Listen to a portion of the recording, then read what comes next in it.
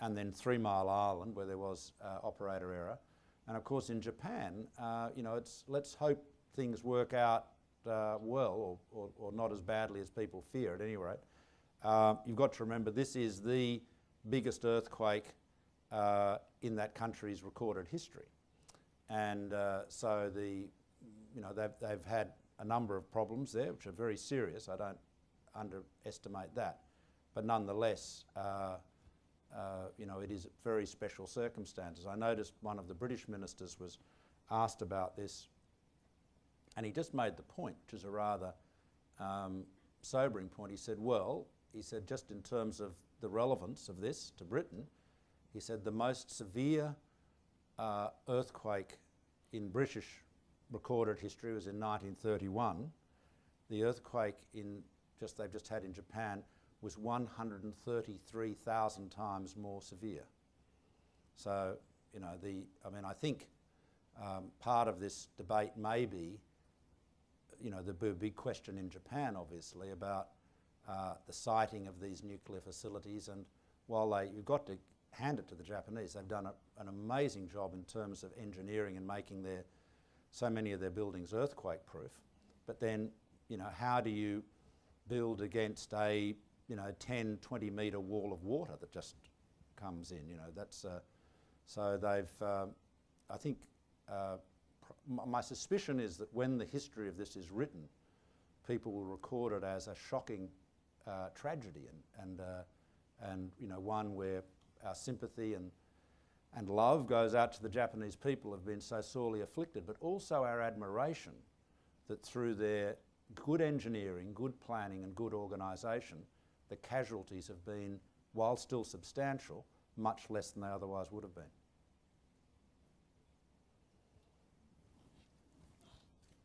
Thank you for your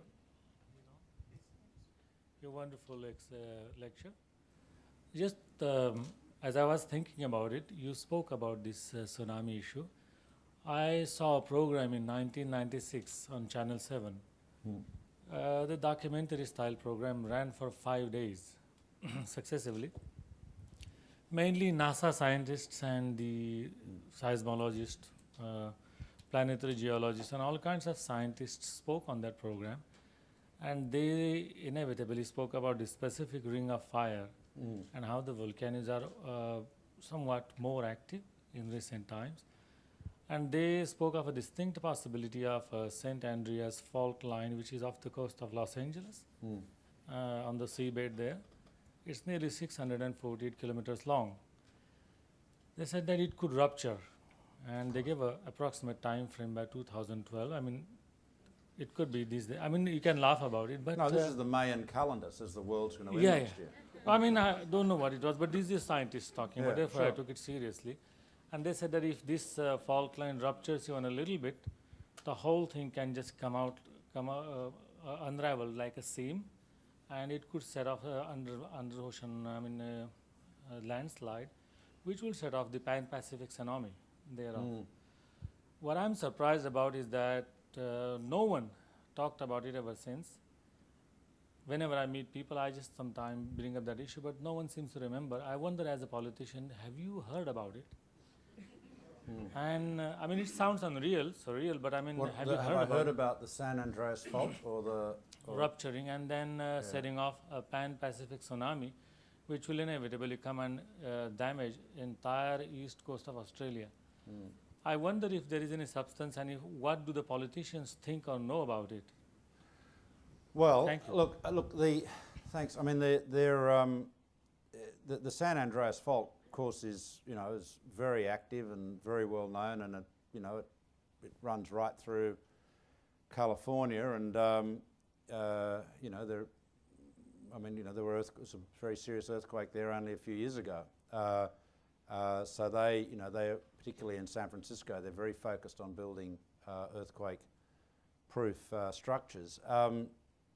And if you get a big seismic event, it can create a tsunami. I mean, we've just had this one in Japan, and the Indonesian tsunami, or the Indian Ocean tsunami, I should say, is another example. So it could be a risk there. Now, again, I don't know. I'm relying on my dear wife Lucy's work on Sydney. My wife wrote some years ago a book called Sydney Biography of a City, which is a splendid book. I'd recommend you take it out of the library.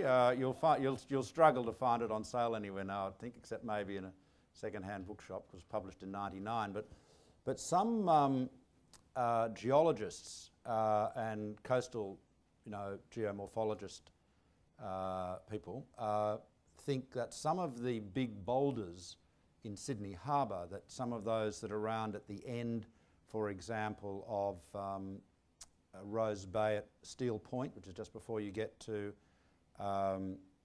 Nielsen Park, and some other big boulders that are under the water at where the Sow and Pigs is, which is a reef in the harbour.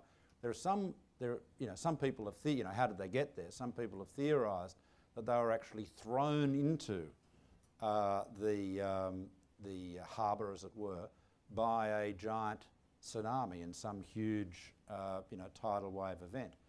So, there are, more things in heaven and earth, Horatio, than we know about in our, Wikipedia or Google searches. So, to modernise Shakespeare, but it is, so who knows? I mean, you're quite right. There are big risks. One of the reasons people become so concerned about rising sea levels is, and that you're all originally Queenslanders, I guess, but you'd know this very much in southeast Queensland, is that when you've got flat, sandy sort of coastal topography, a modest rise in sea level, when coupled with like a run-of-the-mill type storm surge, can erode an enormous amount of territory. And the Dutch are the authors of almost all the literature on this sort of thing, as you can understand.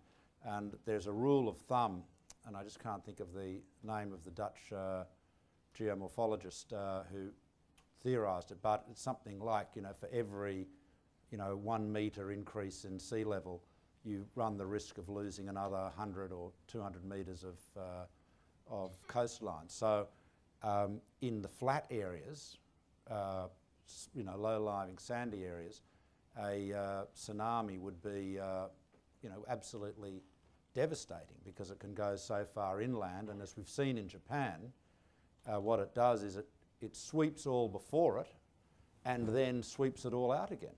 And you've seen some of these pictures of towns and communities that are not just a jumble of wreckage, as you'd often see after an earthquake, but appear to be completely transported away. And they have been, and there was that example of that very lucky fellow who, who was 15 kilometres out to sea on the, standing on the floating roof of his house.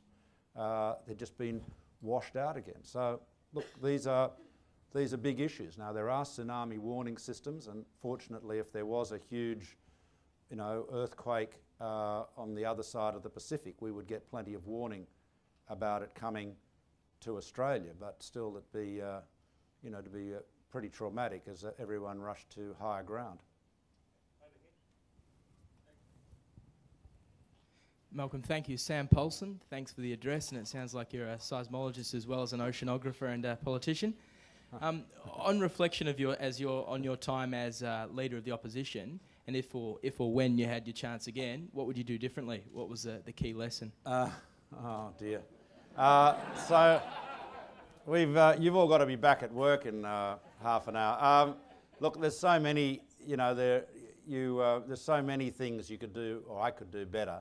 But I think probably it'd be hard to do justice to that long list here, but I'm sure you can think of a few decisions that I could have taken differently. But, unfortunately, you have to make decisions in politics very quickly. There are a couple of Victor Chin and Nick Berrier here. Nick used to work with me, and both former army officers, and as they would tell you, one of the golden rules of military life is that the best designed battle plan doesn't survive the first contact with the enemy.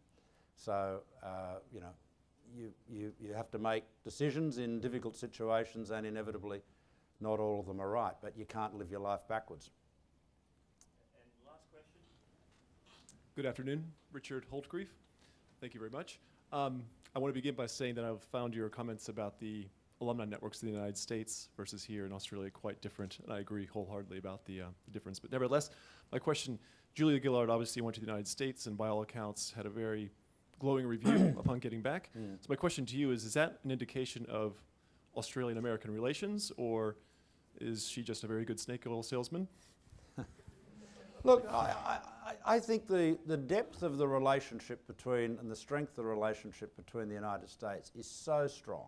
I mean, really, as it is with many countries, many of our, you know, good friends, that, yeah, sure, a leader that gives a good and warm speech will, you know, add a little bit of luster, you know, put a little bit of polish on an otherwise great relationship, but it's been built up over a long period of time by literally hundreds of thousands, if not millions of people. I mean, you, I assume you're an American, you are part of that engagement. I mean, there are thousands of Australians living and working in the United States and thousands of Americans living and working here, and they are the glue that makes our two countries together. And of course, all of that shared history. You know, it's that sense of kinship and connectedness, and it goes with so many countries. I mean, you know, whether including countries where, you know, we haven't had really close ties for as long as we have with America, such as China.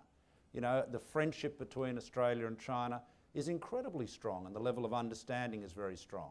I was recently in Korea and in Singapore. Again, two countries where our relations are very, very strong, and you know, there's been a lot of history, you know, in wartime, in bad times and in good times, but above all, it's the, you know, it's the people-to-people connections. That's really what makes the relationship important. And I think one of the, I'll just close on this subject of networking. One of the great things Ken Allen did, you might remember Ken was the Australian Consul General in New York, was to set up this organisation, or, you know, to sponsor it, called Advance, which was essentially an Aussies overseas network, particularly in the United States, and you know, another one of these networking things. That's terrifically valuable too, you know, because you know, we have in Australia well over 5% of our citizens living overseas. You know, there are more Australians living outside Australia than there are Japanese living outside of Japan. And Japan's obviously a much bigger country than Australia. So we have a lot of Aussie expats overseas, and their connection with their countries they're working in and living in, and their connections back to Australia and the insights they offer, and their counterparts from other countries who are living in Australia like yourself, is enormously important. So yeah, I mean, she gave a good speech. I don't think anyone, you know, there was a bit of criticism of it, but look, it was fine. You know, you'd be quibbling. I'd be quibbling to have a go at it. But I think the relationship it's much bigger, much bigger than any one Prime Minister. You know, I mean, John Howard had a great relationship with George Bush, and that was very important. But you know something? The Australian-American relationship was bigger than George Bush and John Howard, and they'd be the first to acknowledge it. So you are as much a part of that glue as any Prime Minister, any Foreign Minister, and that's really what we've got to enhance and support as we go ahead, and just make that understanding and that relationship stronger than ever. Thanks very much.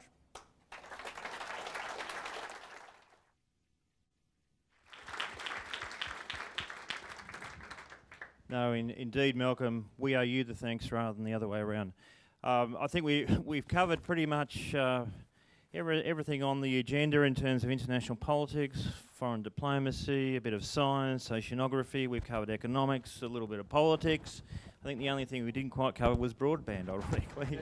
But look, we do have a very small and insufficient token of our appreciation. Will you please join with me in thanking Malcolm Turnbull?